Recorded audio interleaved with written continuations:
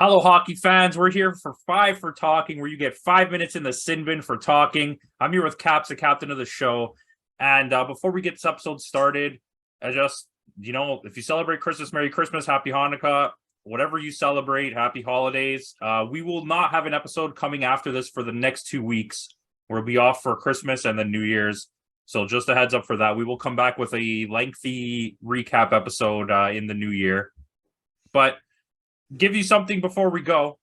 Alex Ovechkin. We did an episode talking about it, and then I think the next day he scores goal number 800 with a hat trick. First and foremost, congratulations to Argentina. I lost $200 in the pool. Thanks a lot.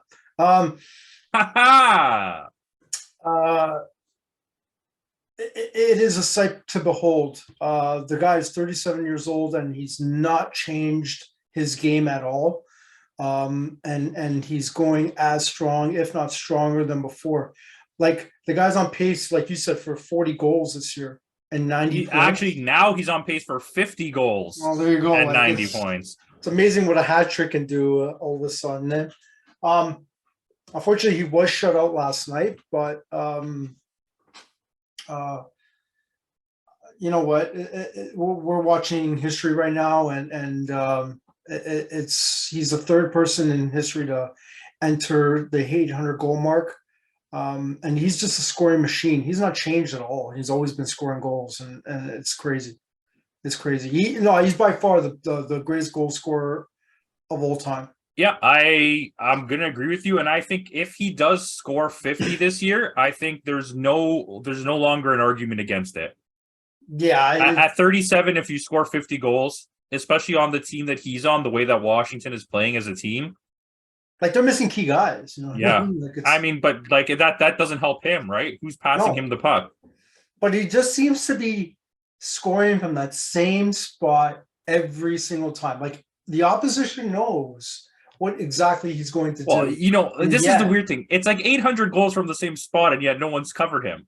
It's crazy. Like they know what he's going to do, but he still keeps doing it. That shot still gets through. Dude,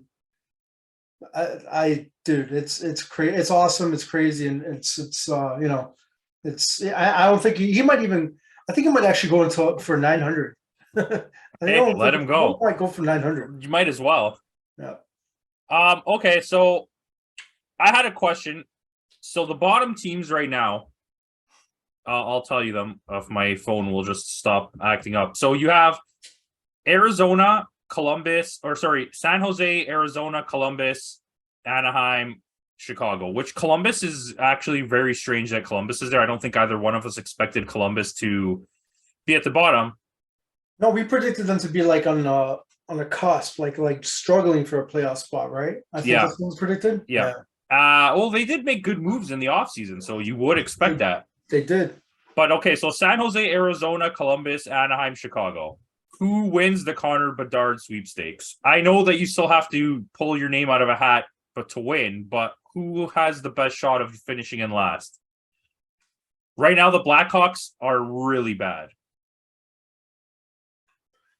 Well, the Blackhawks are pegged to go through a complete rebuild. I don't see Taves and Kane being there much longer, so I'm probably going to go with them. I think they're going to bomb the season and go for the pick, and perhaps look at dealing Kane and Taves at the end of the during the offseason. Possibly one of them goes to a different team at the trade deadline, before the trade deadline, for a deep playoff run. So I'm going to go with Chicago. Yeah, that's pretty fair. I would say the only team, if that's even close to them, I was like Anaheim. Anaheim looks really bad. They do. They got smoked by the Leafs 7-0. Yeah. Which, coming out of our Leafs talk last week, we were talking about how good the Leafs were doing, and then they went on to win 7-0, and we were like, okay, it's going to continue. And then since then, they've lost 2 in a row in pretty convincing fashion. They did not play good against the Rangers or the Capitals. Especially last game during against Washington, like they just their system kind of broke down a little bit. I've seen like just missed assignments and guys just, Washington Capital players being open. And I really don't put a lot of blame on Samsonov because he just wasn't getting any help out there. But, 2 games, not really concerned right now. What do you think?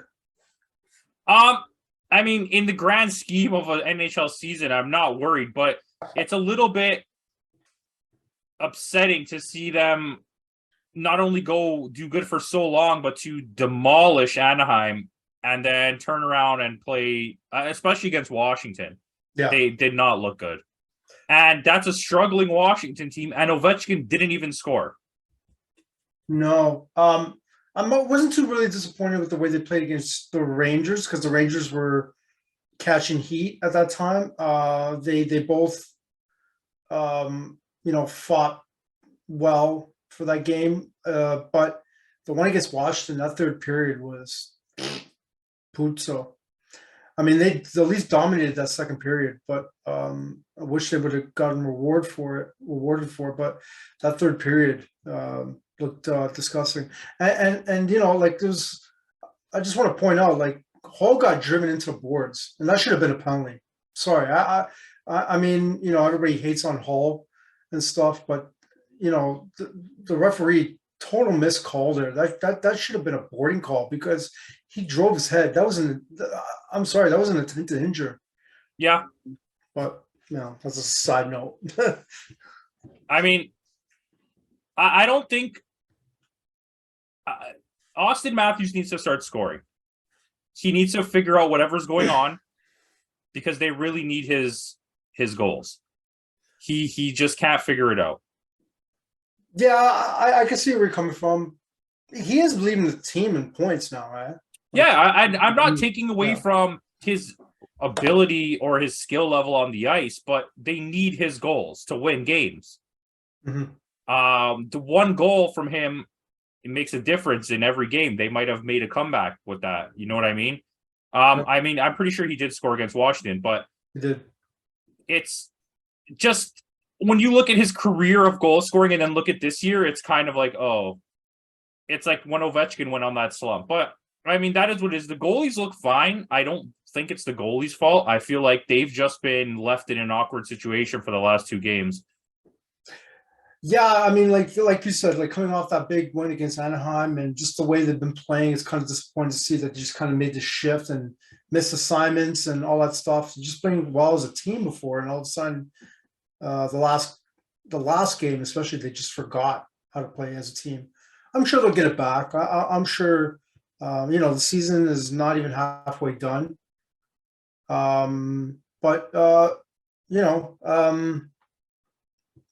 it'll be cool. It'll be interesting to see. It looks as though Boston and Jersey are still on their runs. What do you think of them? I was going to bring this up. Boston has lost 1 game since we had that episode 3 weeks ago about them being on a tear. Mm-hmm. But New Jersey is 4-6 in the last 10, and 5 of those losses are in a row. And they did not look good yesterday. I believe they faced Florida.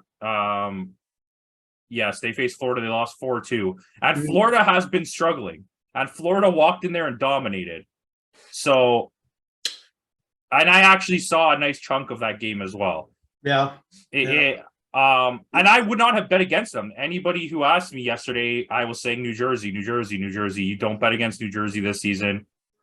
And look at the outcome there. And I'm a little bit, are they going to fizzle out at this point? Is this when they taper off and they fall back to where they belong? I still think they're a playoff team.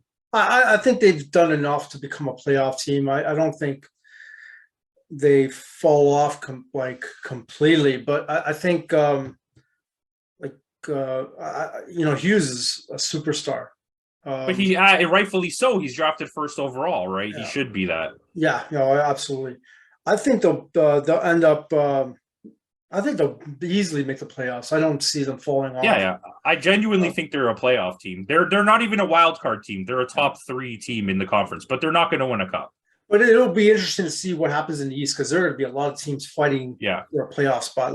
Right now, you have Florida out of the playoff spot right now. And, you go from like being first, winning the President's Trophy last year to like not even be in a playoff spot right now. That's crazy. It's crazy. But I do have to say, Tampa is on a tear now as well. And they keep doing the same thing every single year. Which And is going to be rough because the next game for the Leafs is against Tampa. Yeah, hell of a test. A hell of a way to what an opportunity for the Leafs to stop Tampa dead in their tracks, gaining momentum and stuff, and letting people know, hey, we're the Leafs. We need to reestablish, the kind of team that we were in November, and let everybody know that we mean business this year. So that's a good opportunity for them. Yeah. What kind of trades do you think they'll make at the trade deadline? Do you think they'll pick anybody up, at maybe a depth defenseman or something?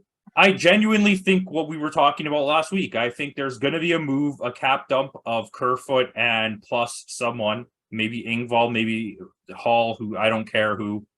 And that's going to free up $6-7 million. And they're going to use that to get a defenseman, like a legit defenseman. But it's going to be a rental. It's going to be someone with an expiring contract. And I think that's what it's going to be. And the Leafs won't end up re-signing that person. But I think that's a necessary move at this point. You need some legitimate star power in your back end. You need a Pietrangelo type guy. Someone who will still get you points, but his focus is going to be on playing defense. We don't need any more Morgan Rileys. You might as well have just kept Jake Gardiner if you're going to go down that road. Because, I mean, let's be realistic. That's what the Leafs need. They need defensemen to play defense. And that's why they've been playing well over this span, minus the last two games, is without Morgan Rielly, there seems to be a much more... the defense's focus is a lot more on protecting the net than it usually is. When Rielly's in the lineup, it seems like everybody wants to move the puck. They're all just moving the puck up the ice, skating up the ice, coming out of position to pinch. And without him there as like the lead guy, constantly bringing everyone with him to do that, the Leafs seem a lot more balanced. Yeah, I agree. So I think that's what they need. I think there's going to be in the East, there's going to be a lot of moves. I think the West, the out of playoff teams have accepted their fate already and seem to all be in tank mode, minus maybe one team. In the East, you have the Rangers, the Islanders, the Capitals, the Panthers, the Red Wings, and even the Sabres fighting for the last playoff spot. You know what I mean? It's like there's a lot going on there. Where in the West, it seems like, yeah, Calgary and St. Louis are just outside, but they don't seem like they're really trying to win any games. Yeah, I agree. Yeah. And Colorado has been on a tank fest.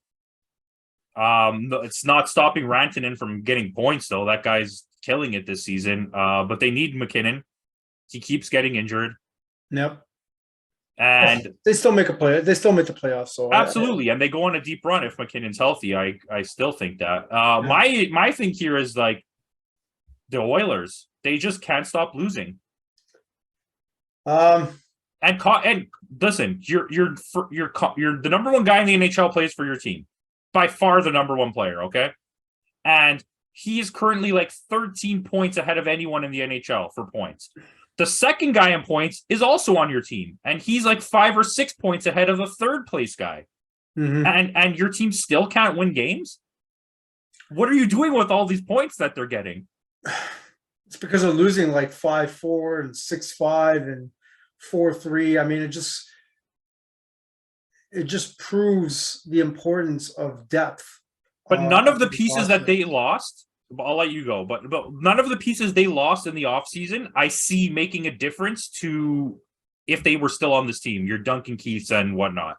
No, but it does goes to show how effective Kane is when he's there and when he's not there, because ever since Kane got injured is when this losing streak has really started and never stopped. I mean, before Kane got injured, that this team was decent. It was pretty good. But I think the other thing is that Campbell is horrible. Like he has not been able to, like he has not earned this contract that he's getting paid. I mean, good on him for getting this contract, but they have pretty much realized what a huge error it's been signing him. And maybe we are not giving praise to Dubas for letting him go.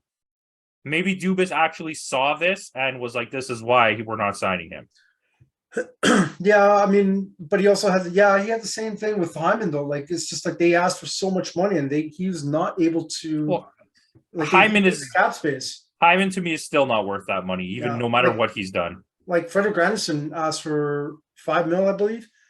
A bit of a pay cut with in comparison to what he ended up getting in Carolina, and Dubas wouldn't give in. So it's I guess he had his priorities, and his priorities were with the big four, and he realized that he could do it without Campbell. Hey, last season, barring last season, where Anderson was fantastic, he struggled to stay healthy this year. Yeah. And okay, so maybe yes, that's a good move, but he was amazing last year. Campbell right now has a 4.04 goals against average. Crazy.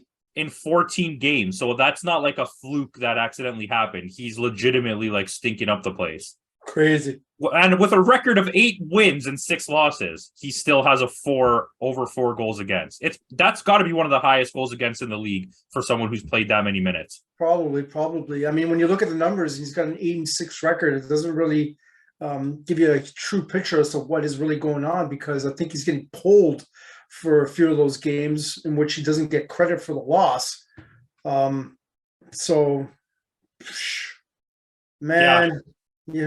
If you go top 20 goalies in the NHL right now that have like a certain amount of games played, the highest at number 20 is Craig Anderson with a 2.65 goals against average. So that just shows you how high a 4 is.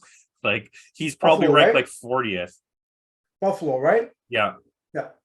So to be 20th and rank that and have that low of a goals against, then a 4 is way out there. And the average for like the top goalies in the league save percentage is like above a 9.1, is like a 9.15, and he has an 8.75.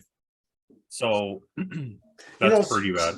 Scoring is up this year, but even though scoring is up and all that stuff is happening, to have a 4 goals against average of 4 point, what is it? 4.04 is horrible. Yeah, horrible. Hey, Samsonov and Murray are in the top 10 for goals against average and save percentage. So, and Samsonov's in the top 15 for wins. Yeah, man.